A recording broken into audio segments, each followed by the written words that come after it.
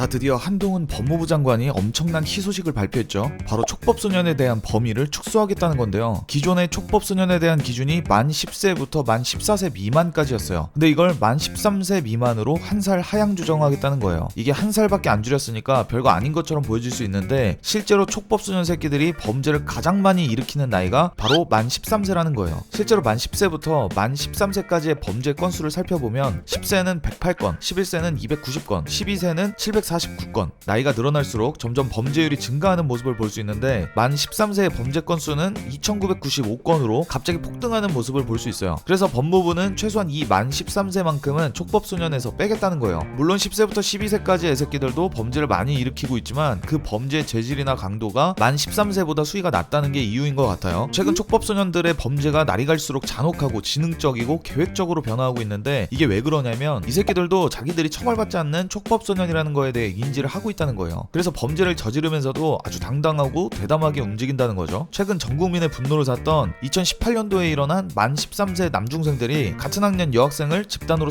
폭행하고 피해자 여학생이 극단적인 선택을 하는 사건이 벌어졌는데도 형사처벌을 하지 못했죠. 촉법소년이란 이유로. 2015년에는 길 가던 행인을 이유 없이 흉기로 찌르는 사건도 있었어요. 근데 이때도 촉법소년이라 처벌할 수가 없었어요. 이뿐만 아니라 성인이어도 강력범죄로 규정될 만큼 흉악 범죄들을 현재 촉법소년 새끼들이 저지르고 있는 상황이에요. 근데 이런 새끼들을 법으로 보호해야 한다? 어리니까? 말 같지도 않은 소리죠. 만약 뭣도 모르고 어려서 발생한 문제라면 자신이 촉법소년이라는 것도 인지하지 못해야 돼요. 이게 범죄라는 사실조차 인지하지 못할 수준이어야 그게 가능하다고 봐요. 근데 아니잖아요. 애초에 범죄 사실을 다 인지하고 있는 상태고 게다가 소년법으로 자신이 보호받고 있다는 걸 알고 있기 때문에 그걸 오히려 역으로 범죄에 이용하고 있다는데 더 강력한 처벌을 해야 한다고 봐요. 날이 갈수록 인구는 감소되고 있고 출산율도 줄어들고 있는데 이상하게 촉법소년 범죄는 날이 갈수록 증가하고 있어요. 이게 재범 수치가 높다는 말이에요. 왜냐? 처벌이 안 되는 걸 아니까. 얼마나 사회적인 문제가 심각하면 넷플릭스에서도 이 소년법에 대한 내용으로 드라마를 만들었겠어요. 지금까지 이 법으로 이득 보는 경우에는 그 어떤 사례도 없었고 오히려 피해 사례만 증가하고 있는 실정이니까 이건 당장의 폐지가 시급하다고 생각해요. 그래서 법무부에선 이 촉법소년 기준을 축소부터 추진하겠다는 발표를 했는데 그러자 인권위에서는 적극 반대를 하고 나섰어요. 그래서 현재까지 소년법 폐지에 대한 반대 의견을 한번 모아봤어요. 첫째, 폐지까진 어렵다. 소년법은 유지하되 촉법소년 연령을 낮추는 식으로 점차적 해결해 나가야 한다는데 애초에 아무런 근거 없이 그냥 폐지까진 어렵대요. 이게 소년법 제정될 당시의 청소년과 지금 청소년의 수준이 다르죠. 옛날보다 확실히 지금 애들이 발육도 빠르고 성숙해요. 근데 그 이유만으로 폐지를 하면 안 된대요. 그냥 말도 안 되는 이유죠. 둘째, 소년법 덕분에 올바른 길로 인도된 청소년들이 존재한대요. 그게 몇 프로인데요. 그 소년 범죄자들 중 몇 퍼센트나 해당되는데요. 아마 희박하다고 봐요. 나도 청소년기를 겪었고 나도 말썽 오지게 피우면서 살았지만 진짜 제일 무서운 게 법이 아니고 어른도 아니고 그냥 선배였어요. 그때 당시에. 사실상 올바른 길로 인도하고 소년 범죄율을 낮추려면 다 두들겨 패면 돼요. 그럼 청소년 범죄율은 깨끗해질 거예요. 그렇다고 다 두들겨 팰 순 없잖아요. 말로써 교육으로써 교화를 시킨다? 그 앞에서만 착한 척하는 거예요. 지금 속고 있는 거라고요. 뒤에 가서는 키득거리면서 또 범죄를 저지를 거라고요. 소년 심판 안 봤어요? 앞에선 판사님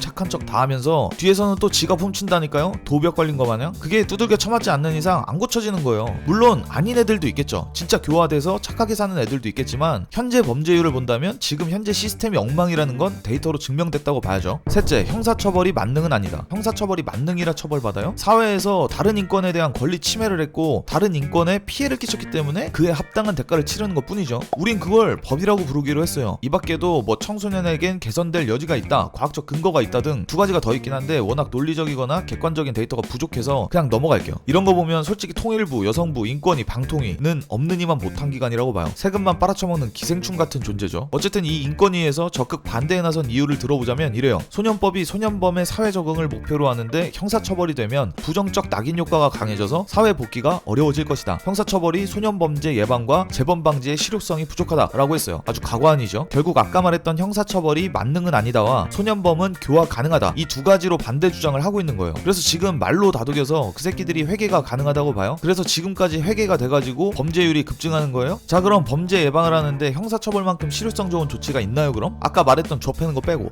형사처벌이 재범을 방지하는데 효과가 없다면 일단 성인들은 왜 형사처벌을 받아야 돼요? 어차피 효과가 없을 거면. 안 그래요? 인권위는 이름부터 바꿔야 될 것 같아요. 국가인권위원회가 아니라 범죄자인권위원회로. 무슨 죄다 범죄자들에 대한 인권만 생각하고 남녀 차별 조장하는데도 아주 큰 한몫했었죠. 여성에 대한 인권만 주장하잖아요. 그렇게 편협적인 시각으로 운영할 거면 그냥 폐지시켜요. 있어봐야 도움도 안 되는 쓰레기 기관인데. 어쨌든 형사처벌이 재범에 아무런 도움이 안 될 거라고 부정적인 효과만 나올 거라는데 무슨 근거로 그런 말을 했는지 모르겠지만 일단 형사처벌 형사처벌을 한다고 치면 저 새끼들도 무서워서 범죄를 안 저지르죠 애초에. 물론 그렇다고 소년 범죄율이 제로가 되진 않겠지만 방패막이가 사라진 시점에서는 재범이 아니라 초범 자체가 확실히 줄어들긴 할 거라는 거예요. 근데 이게 확실한 데이터는 없죠. 그러니까 일단 한번 진행해보고 그 결과와 데이터를 살펴본 후에 좋은 결과가 나온다면 그때 가서 폐지를 하든 더 낮추든 해서 더 좋은 결과를 낳을 수 있는 방법을 찾아내야겠죠. 그러니까 일단 변화를 줘야 된다는 거예요. 한 번에 소년법을 없애자는 게 아니잖아요. 일단 범죄율이 가장 높은 만 14세를 빼자는 거지. 도대체가 이딴 범죄자 새끼들을 왜 보호하자는지 이해할 수가 없는데 혹시 자식 새끼가 범죄자예요? 아 그리고 범죄자 새끼들한테 인권이 어딨어요 인권이. 애초에 남의 인권 개무시하고 피해를 준 가해자일 뿐인데 이게 나만 이런 생각을 갖고 있는 게 아니라 진짜 많은 사람들이 소년법에 대한 불만을 가지고 있어요. 2018년 8월에는 소년법 폐지에 대한 청원에도 20만 명 이상이 동의를 했었고 2020년 5월에는 촉법 소년 처벌에 대한 청원에 무려 76만 명 이상이 동의를 했었어요. 이 밖에도 수없이 많은 소년법 폐지와 촉법 소년 처벌에 대한 청원이 올라왔었고 그에 수많은 사람들이 동의를 하고 있었어요. 지금도 마찬가지고. 그러니까 많은 국민들이 동의를 하고 있는 만큼 인권위도 나서서 방해나 처하지 말고 그냥 가만히 있어요 제발. 되도 않는 논리 펼쳐가며 주접들 떠는 꼴 보는 거